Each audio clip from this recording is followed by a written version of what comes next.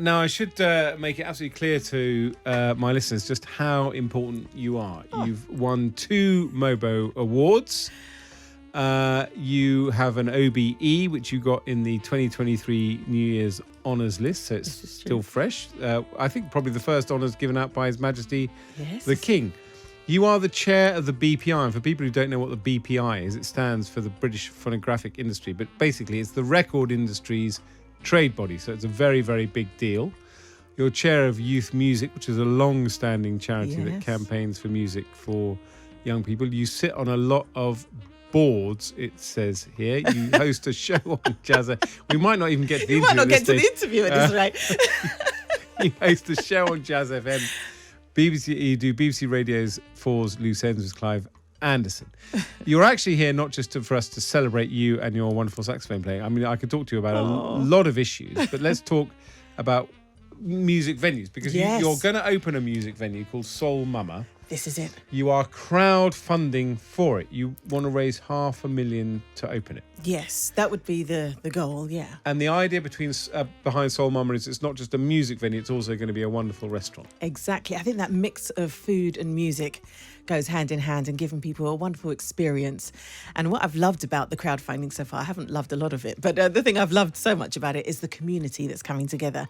People really supporting the concept, supporting the venue, what it can do. There's charitable elements as well that will be coming along with it to do with music education, my passions, in terms of building culinary skills and helping with those training. So it's going to be a hub, and I really want people to be a part of it. So with the crowdfunding, yes, of course, helping to raise finance for all of the fit out that we really, really want and need, the best quality soundproofing and equipment in the house, but also for that community. Those founding crowdfunders will always be a part of the story, and I'm really looking forward to it. And how do people find you to crowdfund with you? Yes, there's so a website. Yes, there is soulmama.co.uk. It's soulmama.co.uk, and on there's lots of videos and information. You can see what the venue looks like.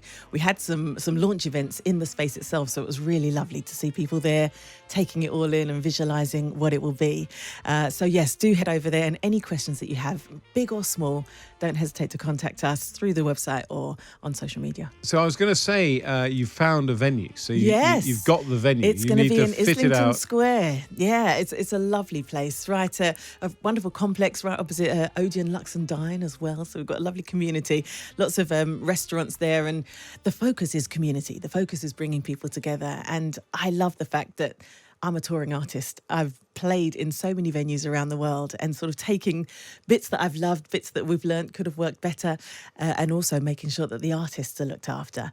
It's the next step in my journey, I feel. So let me just ask you some questions. It's probably the wrong questions to ask you when we've just put out the call to invest in your show. But obviously, we had a wonderful Sri Lankan chef, a Sri Lankan restaurant called Hoppers in earlier, and we talked about the challenges, with food inflation. Yeah. And obviously, I've long been involved in the issue of saving music venues. A lot of music venues have gone out of business. So you're kind of getting into two areas which are highly challenged. I don't go the easy route. As chair of the BPI and obviously an incredible musician, you've got a kind of ringside seat about the future of music venues. Tell us what you feel the kind of landscape is now. Well, I do believe, and having lived through lockdown as a musician and thinking, when are we going to be with audiences again, and really missing it, hearing audiences missing it as well. As much as, yes, there is a lot of increase in pressure on music venues, that experience of having live music, that experience of sharing food and breaking bread together, is never going to change. We're human. We need it. And we need it for our mental well-being, for a community, for bringing people together. And so there is always going to be space. But I think we need to continue to invest in it ourselves as well.